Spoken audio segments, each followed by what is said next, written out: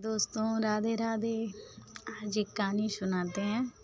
भक्त ने भगवान को ही लूटा।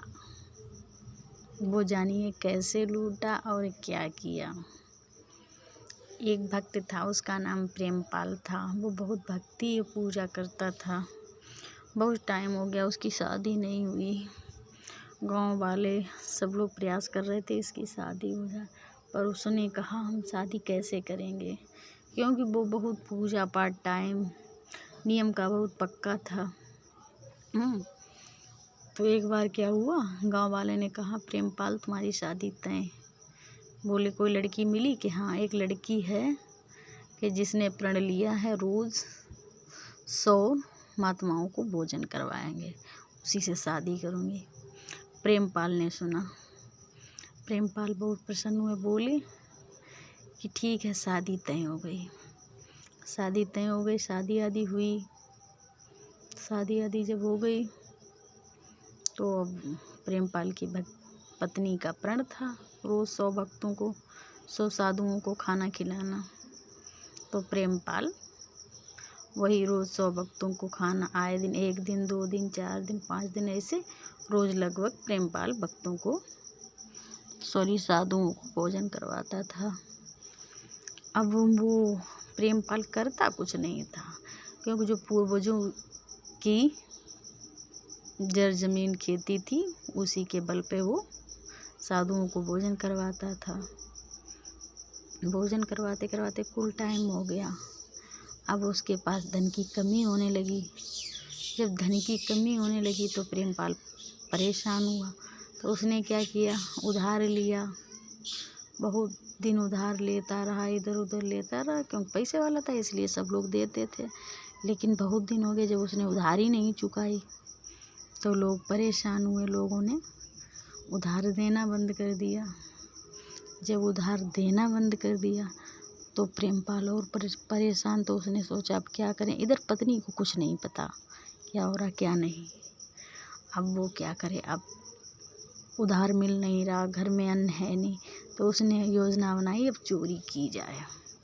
पर दोस्तों आप लोग चोरी मत करना, ये भक्त भगवान की चोरी है, ठीक है। तो उसने क्या किया कि वो ऐसे धन की चोरी नहीं करता था, माल जेवर ये कुछ मतलब नहीं। वो बड़े बड़े लोगों की रसोई में जाके खाली साधुओं के लिए अन्न की चोरी करता था। अब बहुत दिन हो गया चोरी करते करते। अब लोग बाग इससे भी सतर्क हो गए कि कोई अन्न चोरी करता है, अब वो भी नहीं काम कर सकता। अब वो परेशान। एक दिन क्या हुआ, अब उसने सोचा अब किसी तरह से चोरी करें जो हम भक्तों को साधुओं को भोजन करा सकें। इधर भगवान ये सब लीला देख रहे थे। तो भगवान ने देखा अब भक्त के पास चोरी करने को भी नहीं, उधार भी नहीं, घर में नहीं, अब ये क्या करेगा। तो भगवान ने एक सेठ का रूप धारण किया। सेठ का रूप धारण किया और भगवान आए।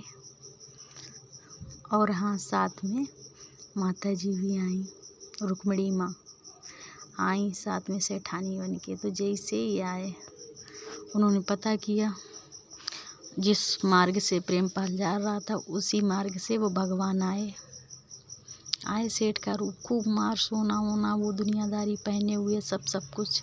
मार उसने देखा कि ये तो इतने धनवान है कि अगर इनकी चोरी कर ली जाए सामान की तो 1-2 साल तो ऐसे ही ब्राह्मणों का भोजन चलता रहेगा।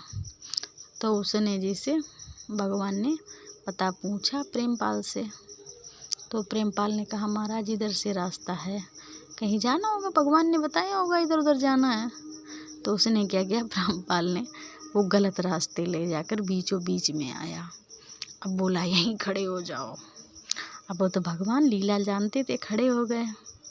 बोले माता जी और सेठ आप दोनों लोग ये चीज़ सामान सब उतार दो। बोले क्यों। बोले हमें लूटना है। अब वो भगवान थे, अब बड़े डरने की एक्टिंग करने लगे कि भक्त है, भक्त को लगे नहीं हम भगवान हैं। वो डरने लगे, परेशान होने लगे हैं। तो फिर भगवान ने क्या किया, वो सारा चीज़ सामान उतार दिया। एक अंगूठी रह गई, बोले ये मत लो। कि नहीं लो तो लो, नहीं तो वहाँ उंगली काट देंगे। तो जैसे ही उंगली काटनी चाही तैसे ही भगवान प्रकट हुए। जैसे ही भगवान प्रकट हुए वैसे ही प्रेमपाल, समझ में नहीं आ रहा क्या करें क्या नहीं, क्या करें क्या नहीं।